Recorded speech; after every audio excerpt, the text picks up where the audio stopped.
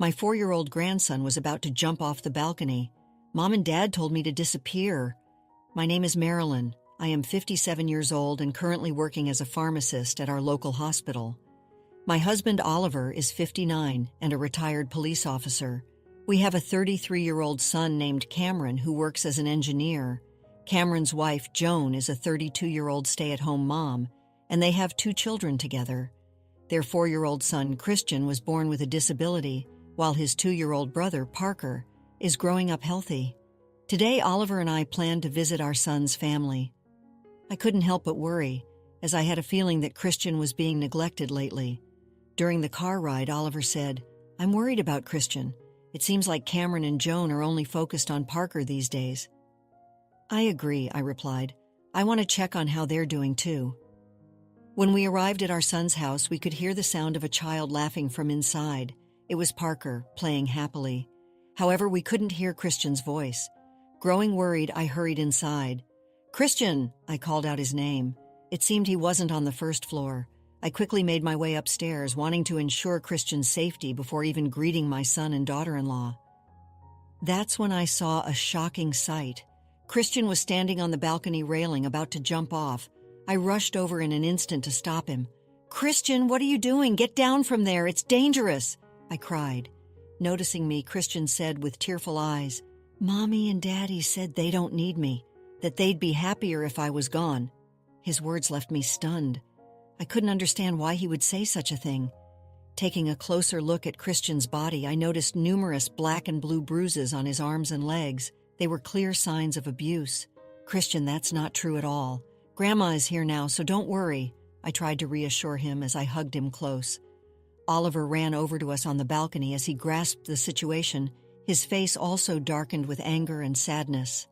"Marilyn, let's get Christian inside the house for now," he said. We brought Christian back inside and entered the living room. We saw Joan playing with Parker. She looked surprised to see us. "Mom, Dad, what's going on? Why are you here all of a sudden?" Joan asked in a flustered tone. "Christian was about to jump off the balcony," I replied angrily, not hiding my fury. "There are signs of abuse on his body. What is the meaning of this?" Joan suddenly burst into tears. "I'm so sorry. I couldn't stop it. Cameron has been ignoring Christian and only doting on Parker. He said that since Christian has a disability, the financial burden of caring for him is too much." Her words only fueled my rage. "That's no excuse to abuse Christian." Just then, the living room door opened and Cameron walked in. Seeing our furious expressions, he seemed to immediately realize what was happening. "What do you think you're doing?" Cameron said coldly. "This is my house. It's up to me how I raise Christian." "Christian is your son," I raised my voice. "As a mother, I can't forgive you for neglecting and abusing him." With an expressionless face, Cameron said, "Christian's disability is putting a strain on our lives. We have no choice if we want to protect Parker." I was appalled by Cameron's heartless words. "Don't forget that Christian is your son too. He deserves to be loved." But Cameron refused to listen. For Parker's sake, sacrificing Christian can't be helped. With tears in her eyes, Joan said in a trembling voice, "I'm sorry. I should have spoken up more strongly, but Cameron is just so stubborn." Breaking his silence, Oliver said, "We can't leave things like this, Marilyn. Let's take Christian and leave for now. We need to take appropriate measures to protect him."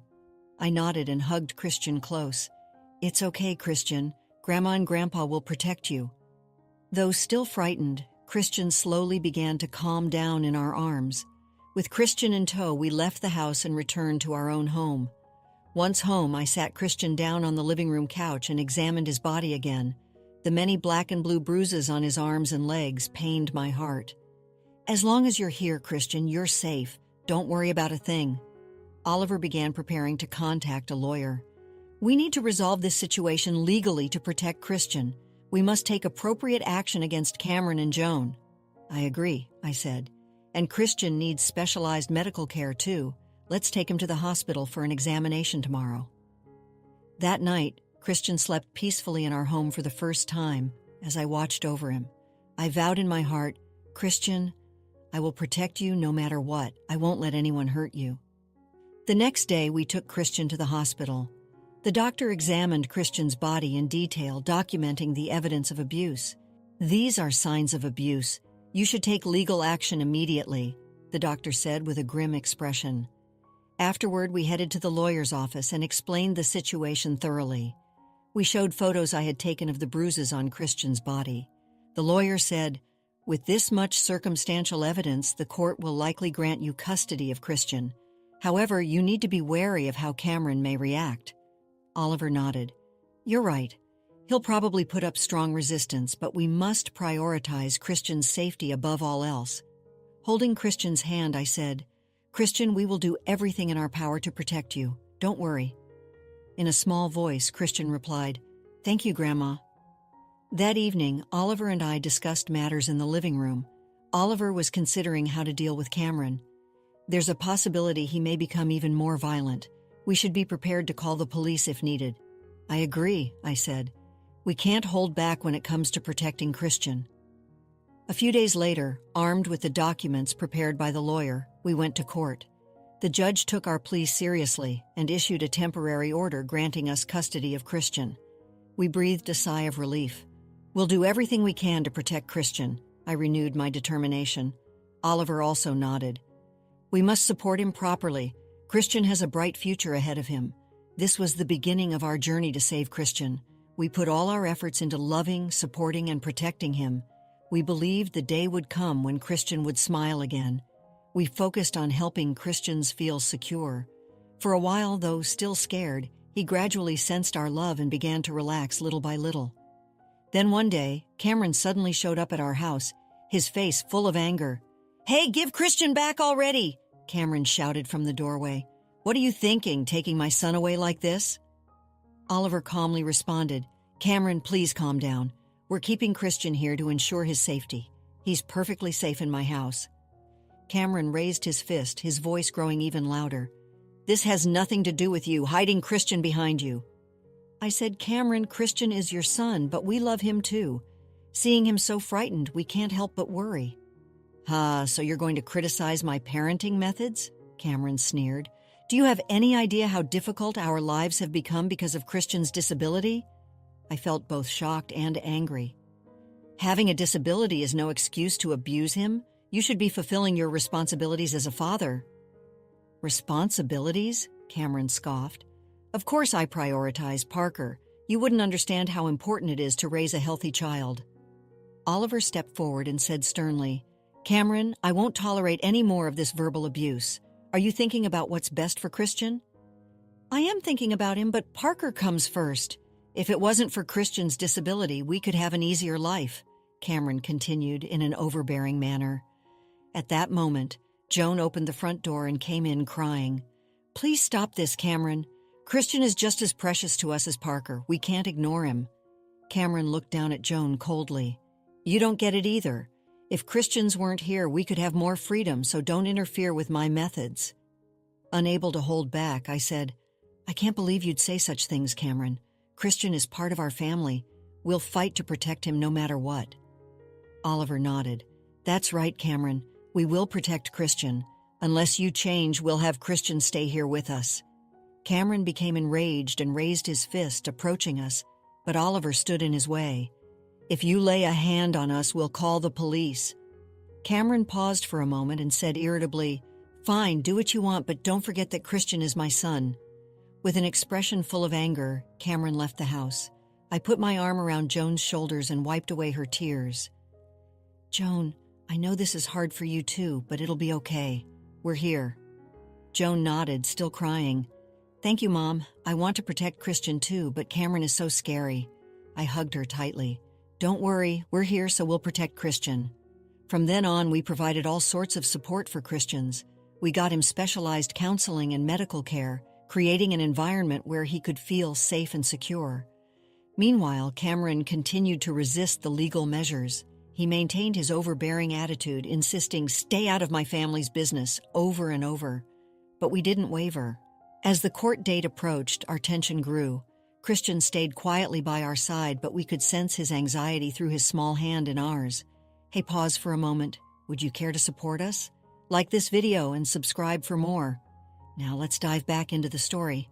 On the day of the trial, we headed to the courthouse. Cameron and Joan were both sitting there with nervous expressions. As the trial began, the lawyer presented the evidence and explained the details of Christian's abuse. The judge listened intently with a serious expression. Finally, he turned to Cameron and asked, "Cameron, do you have anything to say in your defense regarding your actions towards your son?" Cameron stood up, raising his voice. "I'm his father. How I raise my son is up to me." The judge said sternly, "However, your actions are considered abusive. To ensure Christian's safety, severe sanctions against you are necessary." At that moment, for the first time, a crushed look appeared on Cameron's face. Unable to retort, he could only sit back down. Joan also had tears in her eyes, but she just cried quietly. The judge handed down the verdict. "I grant continued custody of Christian to Oliver and Marilyn. Cameron and Joan are only permitted supervised visitation. Additionally, Cameron is mandated to attend counseling for domestic violence." We breathed a sigh of relief and hugged Christian tightly. "Christian, you can feel safe now. You don't have to be scared anymore." In a small voice, Christian said, "Thank you, Grandma," as he buried his face in my chest. After the trial ended, we returned home.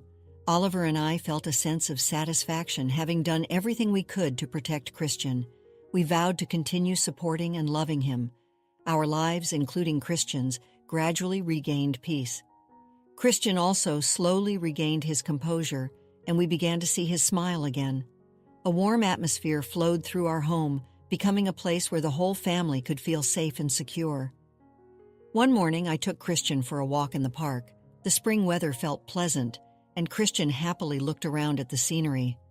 "Grandma, look, there's a big dog over there," Christian shouted, pointing. "You're right, Christian," I replied with a smile. "That dog seems very lively."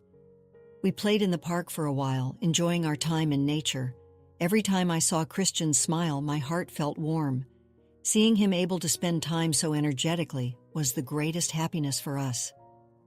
That afternoon, Joan came to visit us at home. She seemed a bit nervous and said she had something to talk to us about. "Mom, Dad, there's something I wanted to talk to you about today," Joan said, taking a deep breath. Oliver gently encouraged her. "You can tell us anything. We're on your side." With tears in her eyes, Joan said, "I want to protect Christian too, but Cameron just won't accept Christian. I should have spoken up more firmly, but I was scared of him too." I held her hand tightly. "Joan, I know how painful this must be for you, but you're doing your best to protect Christian too. We'll support you together, so don't worry." Joan nodded, still crying. "Thank you so much. I'll keep thinking about what more I can do for Christian." Just then, Christian came into the living room. "Mommy!" He ran up to Joan happily. Joan hugged Christian.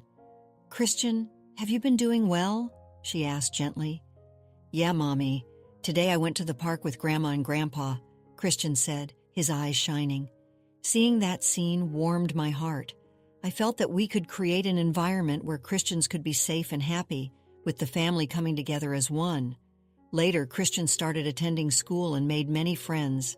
He loved learning and felt the joy of discovering new things every day. As we watched over his growth, we realized just how strong and kind-hearted he was. One evening at dinner, Christian happily shared the day's events at school with us, as usual. "Today, I made a new friend at school. His name is Bob. We played soccer together," Christian said, his eyes shining.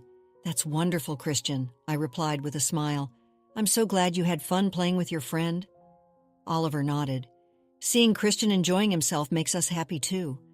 Just then the doorbell rang. When I opened the door, Cameron was standing there. He had a calmer expression than before and said he wanted to talk to us. Joan was standing next to him. "Dad, Mom, I'd like to talk," Cameron said quietly. I invited them into the living room and asked calmly, "What did you come to talk about today?" Taking a deep breath, Cameron said, "I was wrong. I didn't try to understand Christian and let my emotions get the best of me. I finally faced up to that. I deeply regret what I've done. I'm truly sorry for causing trouble for Joan, too." Joan just watched Cameron as if observing him. Cameron continued, "I want to change for Christian, for our family. I want to start over. I want to treat Christian as a real father should." Hearing those words, I felt relieved. "Cameron, if you truly want to change, we'll support you." Oliver nodded. "I feel the same way. Let's work together for Christian's sake." Christian, who had been listening to the conversation, approached us and said, "Daddy, do you love me?" With tears in his eyes, Cameron hugged Christian. "Of course, Christian, you're my precious son. I'll protect you properly from now on. Please forgive me for how I've been." In that moment, our family became united, with Cameron showing his determination to truly change, to love and support Christian from the bottom of his heart. Our family regained peace once more. From then on, Cameron cherished his time with Christian. He played with Christian, helped him study, and put all his effort into fulfilling his responsibilities as a father. Joan also continued working to deepen the bonds of our family. Christian's younger brother, Parker, seemed happy to have his days of playing with his older brother back too. One night, we held a small party to celebrate Christian's growth. Of course, we invited Cameron, Joan, and Parker. "Christian, you're truly an amazing kid," Cameron said, deeply moved. "I'm so happy to be able to watch you grow." Christian said shyly, "Thank you, Daddy. I love all of you so much." With tears in her eyes, Joan said, "Christian, we're so blessed to have you." Seeing that scene, I felt a heartfelt joy. I was grateful that we could create an environment where Christian could grow up safe and happy, with our family coming together as one. Smiling, Oliver said, "Family is truly a wonderful thing. Let's continue supporting each other." That night, we reaffirmed our bonds as a family and held hope for the future in our hearts.